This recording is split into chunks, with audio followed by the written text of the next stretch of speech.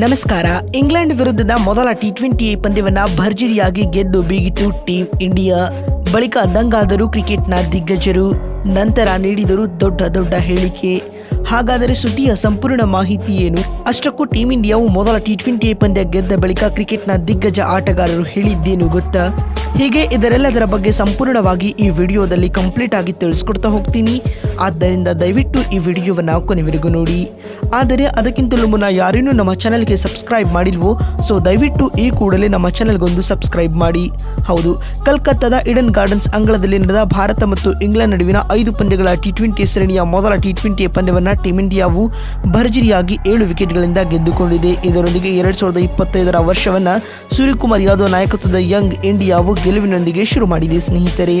ಇದಕ್ಕೂ ಮುನ್ನ ಈ ಒಂದು ಪಂದ್ಯದಲ್ಲಿ ಟಾಸ್ ಸೋತು ಮೊದಲು ಬ್ಯಾಟಿಂಗ್ ಮಾಡಿದ ಇಂಗ್ಲೆಂಡ್ ತಂಡವು ನಿಗದಿತ 20 ಓವರ್ಗಳಲ್ಲಿ 132 ರನ್ ಕಲೆ ಹಾಕಿ ಆಲ್ಔಟ್ ಆಯಿತು. ಟೀಂ ಇಂಡಿಯಾ ತಂಡದ ಪರ ಬೌಲಿಂಗ್ನಲ್ಲಿ ವರುಣ್ ಚಕ್ರವರ್ತಿ 3 ವಿಕೆಟ್ ಕಬಳಿಸಿ ಮಿಂಚಿದರು. ಅತ್ತ ಆಂಗ್ಲ ತಂಡದ ಪರ ಬ್ಯಾಟಿಂಗ್ನಲ್ಲಿ ಜಾಸ್ ಬಟ್ಲರ್ 44 ಎಸೆತಗಳಿಂದ 68 ರನ್ಗಳ ಹೊಡಿಬಿಡಿ ಇನ್ನಿಂಗ್ಸ್ ಆಡಿದರು.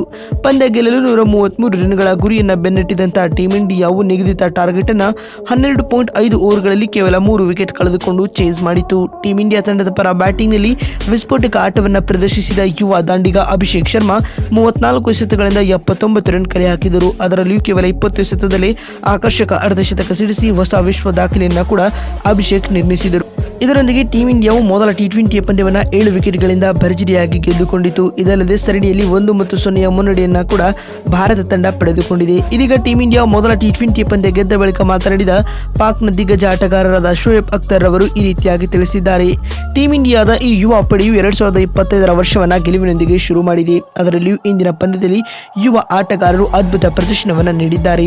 ಬೌಲಿಂಗ್ನಲ್ಲಿ ವರುಣ್ ಚಕ್ರವರ್ತಿ ಹಾಗೂ ಹರ್ಷದೀಪ್ ಸಿಂಗ್ ರವರು ಇಂಪ್ರೆಸಿವ್ ಪರ್ಫಾರ್ಮೆನ್ಸ್ ಅನ್ನು ನೀಡಿದ್ದಾರೆ. ಅಲ್ಲದೆ Abhishek Sharma left hand batsman ಆಗಿ ಈ ಪಂದ್ಯದಲ್ಲಿ ಉತ್ತಮ ಪ್ರದರ್ಶನವನ್ನು ನೀಡುವ ಮೂಲಕ ಟೀಂ ಇಂಡಿಯಾದ ಗೆಲುವಿಗೆ ಕಾರಣರಾದರು ಎಂದು ಶೋಯಬ್ ಅಖ್ತರ್ ತಿಳಿಸಿದ್ದಾರೆ. ಮತ್ತು ಮಾತು ಮುಂದುವರಿಸಿದ ಅವರು ಟೀಂ ಇಂಡಿಯಾದ ಫ್ಯೂಚರ್ ಆಫ್ ಆಟಗಾರ ಅಭಿಷೇಕ್ ಶರ್ಮಾ ಆಗಲಿದ್ದಾರೆ ಎಂದು ಭವಿಷ್ಯವಾಣಿ ನುಡಿದಿದ್ದಾರೆ.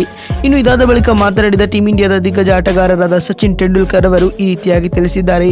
ಟೀಂ ಇಂಡಿಯಾವು ಮೊದಲ ಟಿ20 ಪಂದ್ಯದಲ್ಲಿ ಭರ್ಜರಿ ಪ್ರದರ್ಶನವನ್ನು ನೀಡಿದೆ. ಅಲ್ಲದೆ ಗೆಲುವಿನೊಂದಿಗೆ ಟಿ20 ಸೀರೀಸ್ ಕೂಡ ಆರಂಭಿಸಿದೆ. ಕಲ್ಕತ್ತಾದ ಅಂಗಳದಲ್ಲಿ ಭಾರತದ ಈ ಯುವ ಪಡೆಯು ಉತ್ತಮ ಪ್ರದರ್ಶನವನ್ನು ನೀಡುತ್ತಿದೆ. ಅಲ್ಲದೆ ಸೂರ್ಯಕುಮಾರ್ ಯಾದವ್ ಅವರ ಕ್ಯಾಪ್ಟನ್ಸಿ ಕೂಡ ಇಂದಿನ ಪಂದ್ಯದಲ್ಲಿ ಉತ್ತಮವಾಗಿತ್ತು ಎಂದು ಸಚಿನ್ ತಿಳಿಸಿದ್ದಾರೆ. ಮತ್ತು ಮಾತು ಮುಂದುವರಿಸಿದ ಅವರು ಇಂಗ್ಲೆಂಡ್ನ ಬಸ್ ಬಾಲ್ ಎದುರು ಟೀಂ ಇಂಡಿಯಾದ ಸ್ಕೈ ಬಾಲ್ ಉತ್ತಮ ಪ್ರದರ್ಶನವನ್ನು ನೀಡಿದೆ ಎಂದು ಸಚಿನ್ ತೆಂಡೂಲ್ಕರ್ ತಿಳಿಸಿದ್ದಾರೆ. ಇನ್ನು ಇದಾದ ಬಳಿಕ ಮಾತನಾಡಿದ ಆಸೀಸ್ನ ದಿಗ್ಗಜ ಆಟಗಾರರಾದ ರಿಕಿ ಪಾಂಟಿಂಗ್ ರವರು ಈ ರೀತಿಯಾಗಿ ತಿಳಿಸಿದ್ದಾರೆ.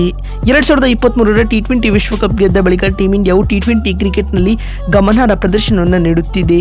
ಪಂದ್ಯದಿಂದ ಪಂದ್ಯಕ್ಕೆ ಟೀಂ ಇಂಡಿಯಾದ ಆಟಗಾರರು ಟಿ20 ಫಾರ್ಮೆಟ್ನಲ್ಲಿ ಉತ್ತಮ ಪ್ರದರ್ಶನವನ್ನು ನೀಡುತ್ತಿದ್ದಾರೆ.